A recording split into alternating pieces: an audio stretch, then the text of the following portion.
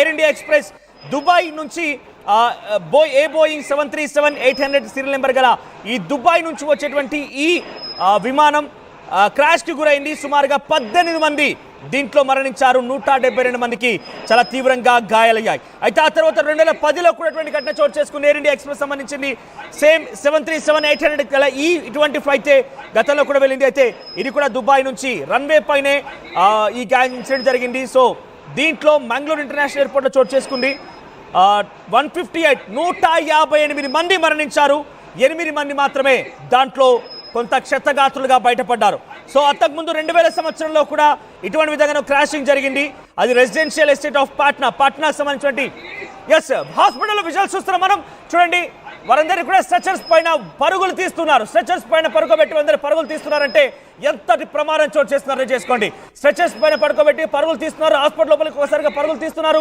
వారంతా ఒక్కసారిగా గాయాల పాలైన వారందరూ కూడా కనబడుతున్నారు. వారంతా ఒంటిపైన దుస్తులు లేవు, గాయాల పాలయ్యాయి. చర్మం అంతా కూడా ఈ మంటల్లో కాలిపోయినట్టుగా కనబడుతోంది. హాస్పిటల్లోకి ఆ లైవ్ దృశ్యాలని అహ్మదాబాద్లోని వివిధ హాస్పిటల్స్ నుంచి మీరు ఎక్స్క్లూజివ్ దృశ్యాలను ఆర్టీవీ స్క్రీన్ పైన చూస్తున్నారు. ఆ విజువల్స్ చూస్తుంటేనే ఇక్కడి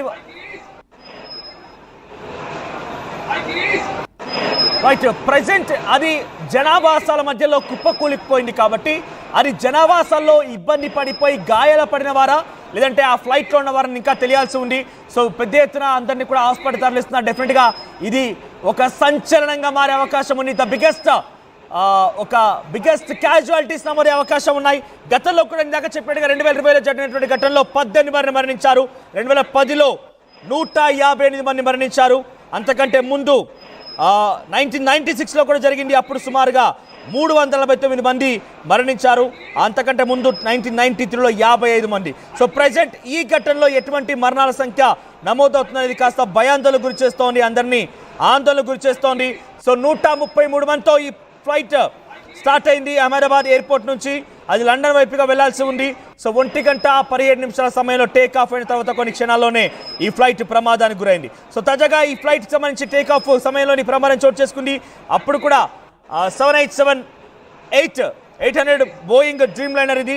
సో ప్రజెంట్ ఇప్పుడు కూడా అటువంటిదే 737-800 సంబంధించిన బోయింగ్ దుబాయ్లో 2020లో ఈ ప్రమాదం చోటు చేసుకుంటే 18 మంది మరణించారు. సో చాలా తక్కువ హైట్లోనే వీళ్ళు ఉంటుంది. బహుశా టేక్ ఆఫ్ అంటే చాలా తక్కువ హైట్లోనే అప్పుడే టేక్ ఆఫ్ అవుతుంది కాబట్టి చాలా తక్కువ హైట్లోనే వెళ్ళింది ఇది. సో ఒక చెట్టును ఢీ కొట్టి కుప్ప కూలినట్టు తెలుస్తోంది. మరి అటువంటి టెక్నికల్ సమస్యలు ఏమైనా ఉన్నాయా, ఇతరత్ర సమస్యలు ఏమైనా ఉన్నాయా మాకు తెలియాల్సి ఉంది. జనావాసాల మధ్యలో కుప్పకూలిపై దట్టమైన మంటలతో పొగలతో వ్యాపించింది కాబట్టి స్థానికులు కూడా ఎవరైనా ఈ గాయాల్లో ఈ యొక్క ఘటనలో హట్ అయి ఉంటారు, స్థానికులు కూడా ఇబ్బందులకు గురయ్యారుంటారనేది ఒక అంశంగా తెలుస్తోంది. ప్రజెంట్ అయితే 133 మంది ఈ ఘటనలో చిక్కుకున్నారు.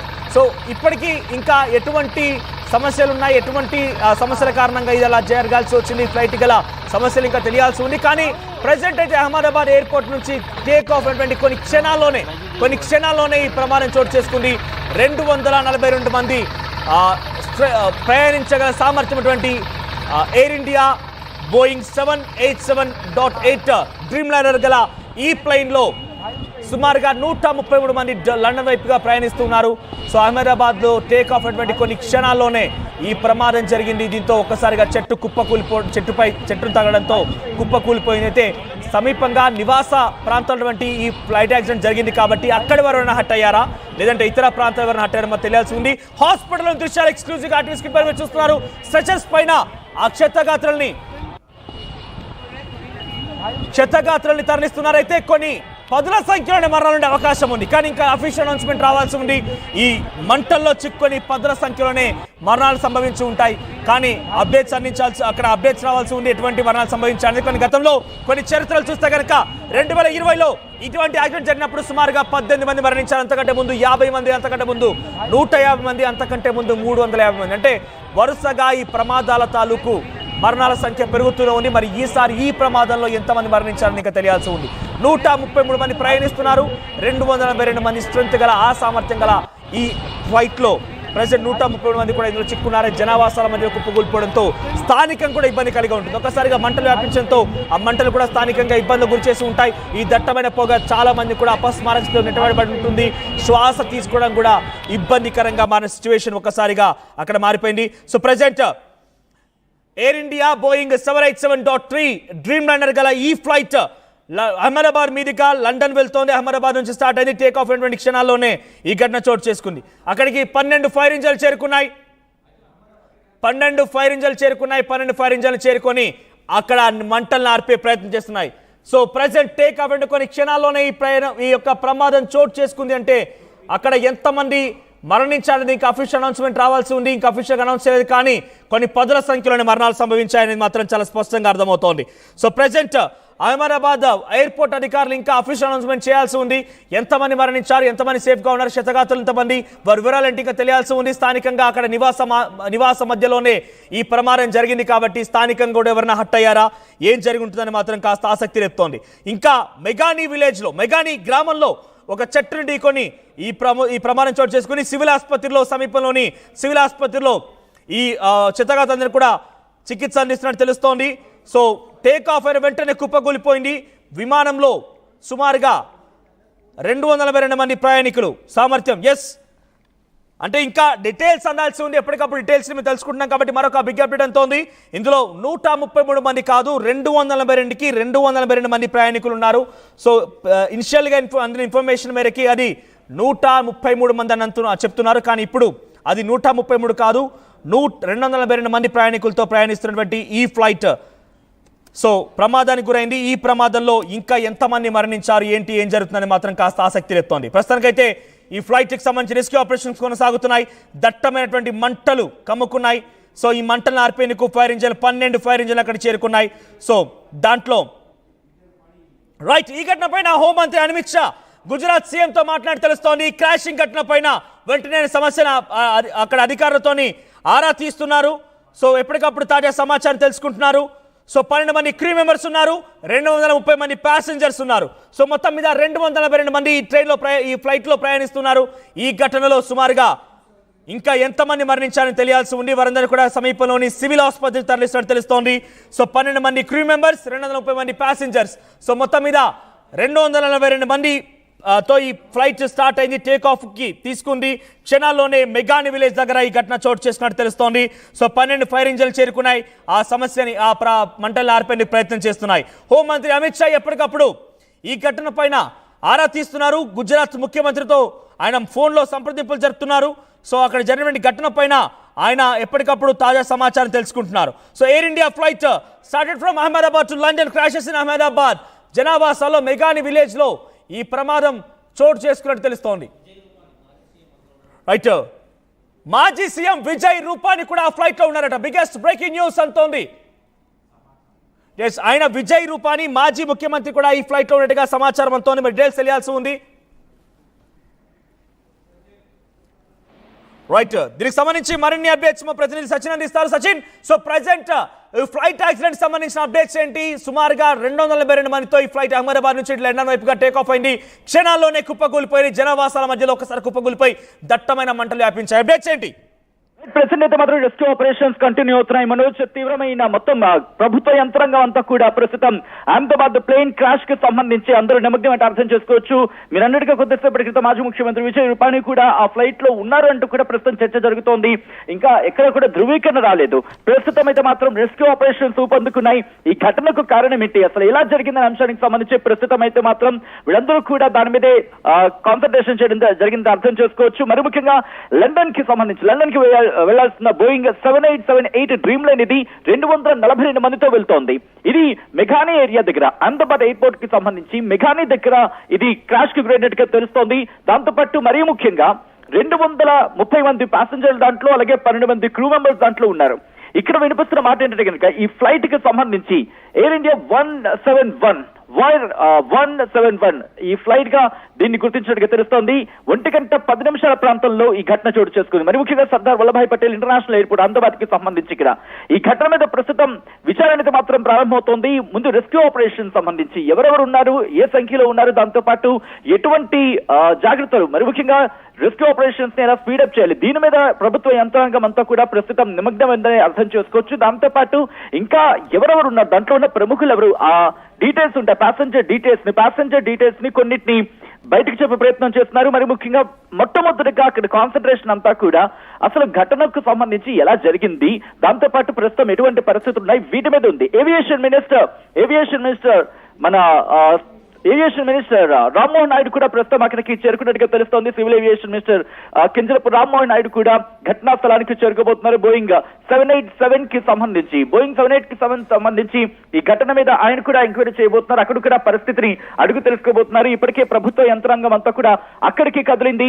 జరుగుతున్న ప్రతి రెస్క్యూ ఆపరేషన్స్ ని కూడా ప్రతి ఒక్కరూ దగ్గర పర్యవేక్షించడం జరుగుతుంది. అసలు కారణం ఏంటి, ఎందుకు ఇంతటి ప్రమాదానికి కారణమైంది అనే ఘటన మీద మాత్రం ముందుగా వాళ్ళు అక్కడ తెలుసుకునే ప్రయత్నం చేస్తున్నారు. మంటని అదుపులోకి తీసుకొచ్చే ప్రయత్నం చేస్తున్నారు. దాంతోపాటు అక్కడ విజువల్స్ చూస్తే కనుక శిథిలాలు మాత్రమే మిగులున్నాయి, విమానానికి శిథిలాలు మాత్రమే మిగులున్నాయి. అవి కూడా మంటల్లో చిక్కుకుపోయాయి. పూర్తిగా నల్లటి దట్టమైన పొగ ఆ ప్రాంతాన్ని ఆవరించేస్తుందంటే అర్థం చేసుకోవచ్చు. దాంతోపాటు ప్రస్తుతం ఆ పైలట్ కి సంబంధించి ఏం జరిగింది, దాంతోపాటు ఎయిర్ ట్రాఫిక్ కంట్రోల్ కి సంబంధించి ఈ కమ్యూనికేషన్ వ్యవస్థ ఎక్కడ దెబ్బతింది, మరి ముఖ్యంగా ప్రతి దానికి స్టాండర్డ్ ఆపరేషనల్ ప్రొసీజర్ అనేది ఒకటి ఉంటూ ఉంటుంది.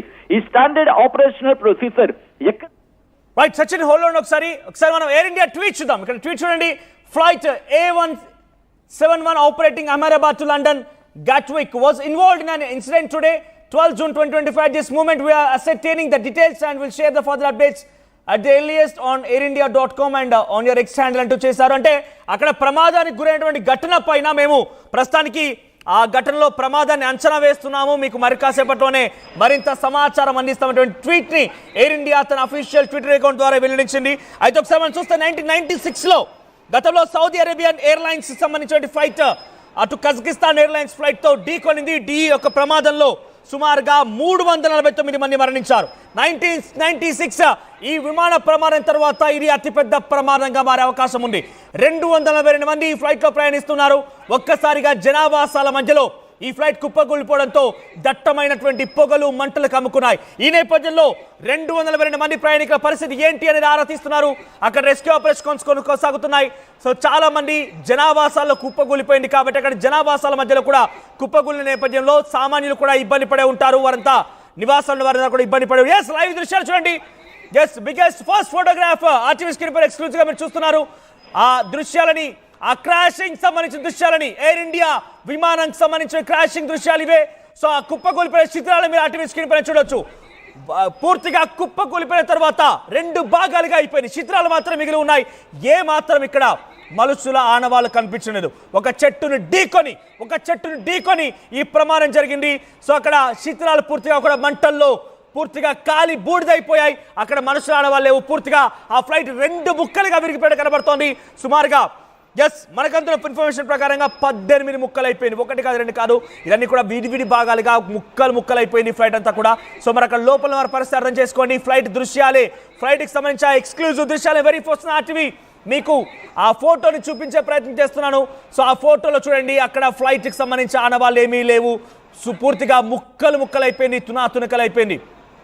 చూడండి, అదొక బిల్డింగ్ లోపలికి చొరబడిపోయింది, బిల్డింగ్ లోపలికి చొచ్చుకెళ్ళిపోయింది. ఆ ఫోటో చూడండి, బిల్డింగ్ లోపలికి చొచ్చుకెళ్ళింది ఆ ఫ్లైట్ మొత్తం కూడా. ఎయిర్ ఇండియా ఫ్లైట్ లండన్ వైపుగా వెళ్లాల్సిన ఫ్లైట్ టేక్ ఆఫ్ అయినటువంటి క్షణాల్లోనే ఒక జనావాసాల మధ్యలో చెట్టును ఢీకొని కుప్పకూలిపోయింది. ఒక బిల్డింగ్ లోకి చొచ్చుకు వెళ్ళింది. ఇక్కడ ఫ్లైట్ లో ఉన్న వాళ్ళ సంగతి ఎలా ఉంటుందనేది కొంత ఆందోళనకరంగా ఉంది. అటువైపుగా ఆ కుప్పకూలినటువంటి ప్రాంతం కూడా ఒక నివాసాల ప్రాంతం కాబట్టి అక్కడి వాళ్ళు కూడా హట్ అయ్యారని మాత్రం తెలుస్తోంది. అతిపెద్ద విమాన ప్రమాదంగా మారే అవకాశం ఉంది. 1996 విమాన ప్రమాదం తర్వాత అతిపెద్ద ప్రమాదంగా దీన్ని అభివర్ణిస్తున్నారు. సో ఏం చూడాల్సిన అవసరం ఉంది, ఎంతమంది మరణాలు సంభవిస్తాయి, ఎంత పెద్ద మొత్తంలో మరణం ఉంటుందని తెలుసుకుంటేనే కొంత ఆందోళనకరంగా భయాందోళనగా ఉంది. దీనికి సంబంధించి మరిన్ని అప్డేట్స్ తో మాజీ వింగ్ కమాండర్ శ్యామ్ ప్రసాద్ గారు సిద్ధంగా ఉన్నారు. శ్యామ్ ప్రసాద్, సో ప్రజెంట్ ఏంటి, ఎలా చూడాలి దీన్ని? శ్యామ్ ప్రసాద్ గారు, ఈ ప్రమాదాన్ని తాలూకా ఎలా అంచనా వేయాలి? అంటే సుమారుగా ముక్కలైపోయింది, తునకలైపోయింది ఆ ఫ్లైట్ మొత్తం కూడా. సో 242 మంది ప్రయాణికులు అందులో ఉన్నారు. వారి పరిస్థితి ఎలా ఉందని భావించాలి? ఈ విజువల్స్ మీరు చూస్తుంటే ఏమనిపిస్తోంది?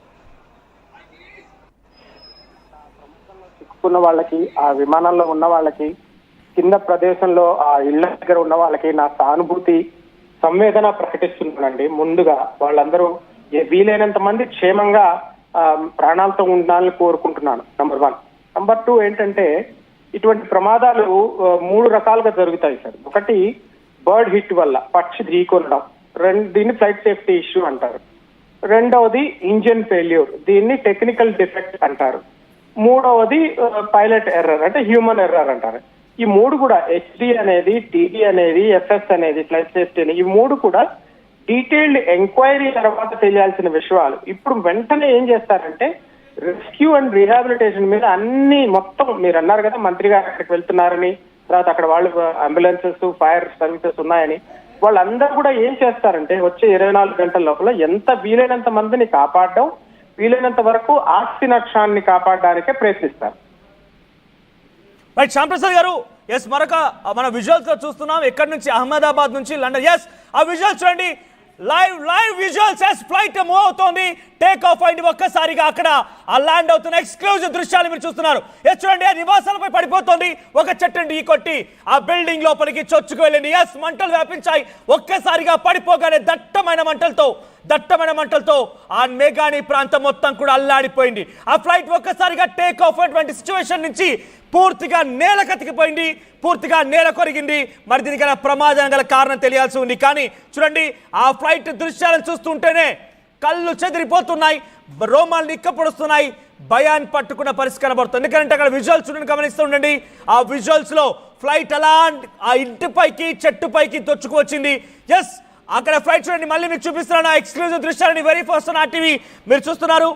ఫ్లైట్ స్టార్ట్ అయింది, అయినటువంటి కొన్ని నిమిషాల్లోనే, కొన్ని క్షణాల్లోనే అలా కుప్ప కూలిపోయింది, అలా నేల కొరిగింది, చెట్టుని ఢీ కొట్టింది, ఒక నివాసంలోకి చొచ్చుకు వెళ్ళింది. 242 మంది ఈ ఫ్లైట్ లో ఉన్నారు. వాళ్ళ పరిస్థితి ఏంటో తలుచుకుంటేనే భయానికి గురవుతోంది. సో ప్రస్తుతానికి అక్కడ ఆ జరిగిన సంఘటనకు సంబంధించి వెరీ ఫస్ట్ ఆన్ టీవీ మీరు విజువల్స్ చూడండి. ఫ్లైట్ ఒక్కసారిగా ల్యాండ్ అవుతోంది, ఫ్లైట్ ఒక్కసారిగా ఆ నివాసం పైకి, ఆ చెట్టు పైకి చేరుకుంటుంది.